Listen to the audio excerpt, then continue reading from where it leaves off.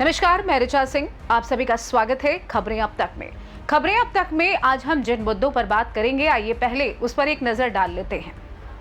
सपा नेता की dirty video viral, मचा बवाल। परिवारवाद पर पीएम मोदी ने दी नेताओं की कुर्बानी। मंदिरों को लेकर बढ़ी अखिलेश यादव की चिंता और साथ ही अंत में आपसे एक खास मुद्दे पर भी चर्चा करेंगे, लेकिन उससे पहले एक नजर डाल लेते हैं इस वक्त की बड़ी हेडलाइंस पर। हम आतंकवाद के खिलाफ लड़ाई में कंधे से कंधा मिलाकर खड़े, बोले पीएम मोदी। देश में कोरोना से 24 घंटे में 6 मौतें, 3,976 पहुंचे एक्टिव केस। राहुल गांधी ने खटखटाया हाईकोर्ट का दरवाजा, गैर जमानती वारंट निरस्त करने का किया आग्रह। केदारनाथ धाम पहुंची दिल्ली की सीएम रेखा, परिवार संग किए बाबा के दर्शन। लखनऊ में सपा महिला कार्यकर्ताओं का हंगामा, पुलिस ने हिरासत में लिया। जेईई का परिणाम घोषित, रजत गुप्ता ने किया टॉप। एलजी से मिली महबूबा मुफ्ती, कश्मीर पंडितों की घाटी वापसी पर सौंपा प्रस्ताव। सिक्किम में मिलिट्री कैंप पर भूस्खलन से 3 की मौत, 6 सुरक्षा कर्मी लापता। सोने चांदी की कीमतों में आया उछाल, 300 रुपए बढ़कर 96,260 पर पहुंचा गोल्ड। शेयर बाजार लाल निशान पर हुआ बंद, सेंसेक्स 77 अंक टूटा, निफ्टी 24,750 से नीचे। तो चलिए शुरू करते हैं खबरों का सिलसिला और बात करते हैं अपनी पहली खबर के बारे में। इन दिनों देश में मानो नेताओं के अश्लील वीडियो वायरल होने का सिलसिला शुरू हो गया है, या यूं कहें कि अब एक के बाद एक नेताओं की असलियत सामने आ रही है। जी हां, बीते कुछ दिनों में भाजपा के कई नेताओं के अश्लील वीडियो सामने आए हैं, जिसके बाद पार्टी विपक्ष के निशाने पर आ गई। सपा से लेकर कांग्रेस तक सभी विपक्षियों ने इस मुद्दे पर भाजपा को जमकर घेरा, लेकिन अब भाजपा की बारी है विपक्ष को घेरने की और बदला लेने की। ऐसा हम नहीं कह रहे हैं, बल्कि सपा के एक रंगबाज नेता का वीडियो वायरल हो रहा है, जिसमें वो एक महिला के साथ अश्लीलता करते देखे जा सकते हैं। आगे हम आपको कुछ बताएं, उससे पहले आप भी जरा ये वायरल वीडियो देखिए।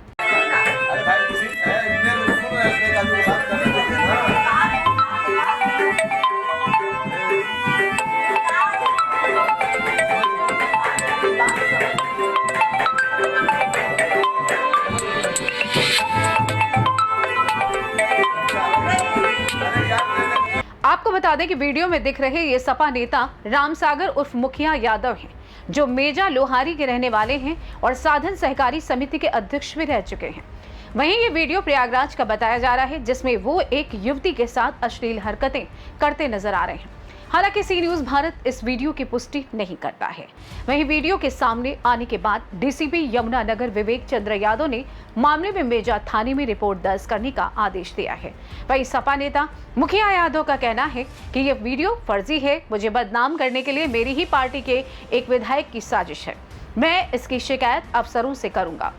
वहीं वीडियो में मुखिया यादव के बगल में 2 अन्य लोग भी हैं, वो भी सपा से जुड़े बताए जा रहे हैं। आपको बता दें कि वीडियो में दिख रहा सपा नेता मुखिया यादव प्रयागराज के कई बार के सांसद का काफी करीबी बताया जाता है। इसी के चलते वो 2024 में सिरसा साधन सहकारी समिति का अध्यक्ष बना था। वहीं मुखिया यादव 15 साल से समाजवादी पार्टी से जुड़ा है। वो मेजा से जिला सचिव, तहसील उपाध्यक्ष और लोकसभा चुनाव में मेजा तहसील प्रभारी रह चुका है। वो ठेकेदारी का भी काम करता है। सपा नेता पर 10 से अधिक मुकदमे दर्ज हैं। मेजा थाने में उसकी हिस्ट्री शीट है। उस पर हत्या का प्रयास, मारपीट, बवाल, तोड़फोड़, सरकारी काम में बाधा डालने, सड़क जाम करने, चुनाव के दौरान हंगामा करने के आरोप में मुकदमे दर्ज हैं। जाहिर है वो 2 दिन पहले मैनपुरी में भाजपा महिला मोर्चा के मंडल अध्यक्ष के बेटे के करीब 130 वीडियो वायरल हुए थे। इनमें से वो एक महिला के साथ अश्लील हरकतें करता दिख रहा था। वीडियो सामने आने के बाद युवक की पत्नी ने थाने में शिकायत की।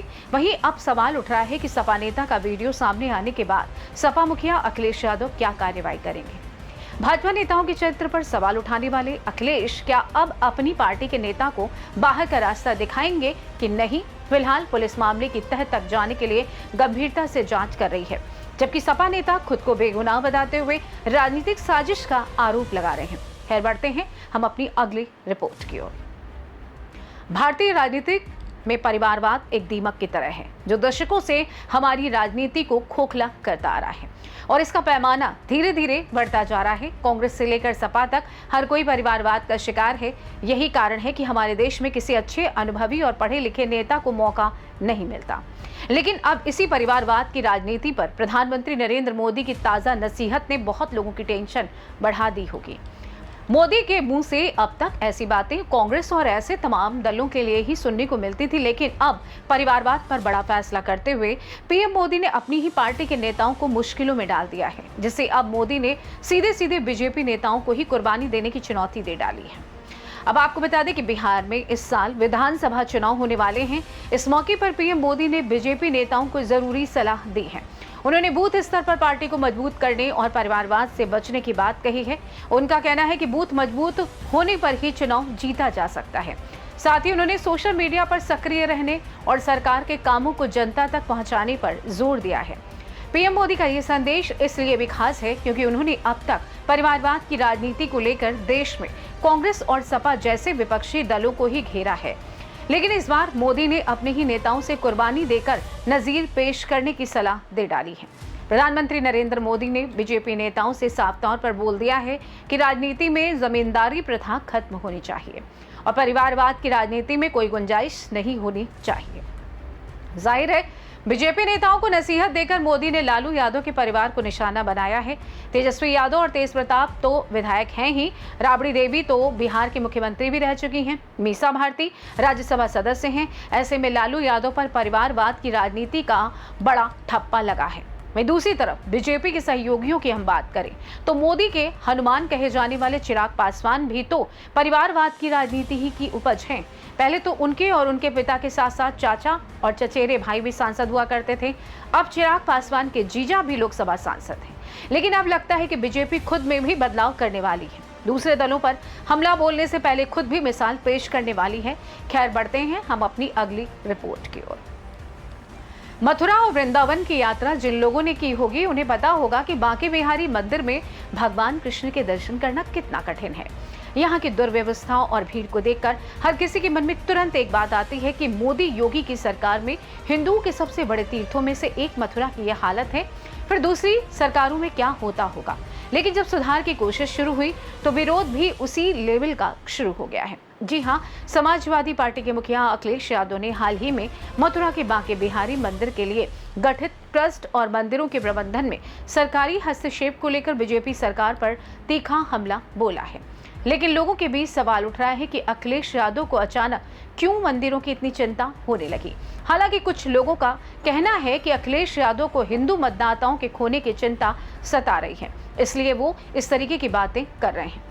लेकिन जो यूपी की राजनीति को जानते हैं उन्हें पता है कि अखिलेश यादव को मंदिरों की चिंता कम और बीजेपी के हिंदुत्व के मुद्दे को चुनौती देना ज्यादा फायदेमंद दिख रहा है। दरअसल अखिलेश यादव मंदिर के बहाने सवाल उठाकर बीजेपी को घेरने का कोई मौका छोड़ना नहीं चाहते हैं। वहीं अखिलेश यादव ने 27 मई को एक्स पर एक वीडियो भी शेयर किया जिसमें उन्होंने बीजेपी पर मंदिरों पर कब्जा करने का आरोप लगाया। अखिलेश ने बीजेपी पर धर्म को कमाई का जरिया बनाने का आरोप लगाया है। देखिए।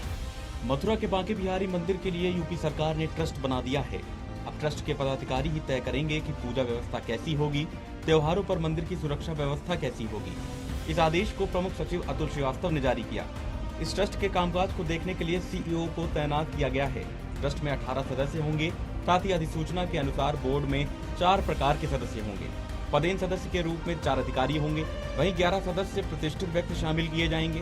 ट्रस्ट में वैष्णव परंपरा, संप्रदाय या पीठों से संबंधित 6 लोग शामिल होंगे। 3 सदस्य शिक्षाविद, उद्यमी, समाजसेवी होंगे। मंदिर के गोस्वामी परंपरा से 2 सदस्य होंगे और वहीं सदस्यों का कार्यकाल 3 साल का होगा।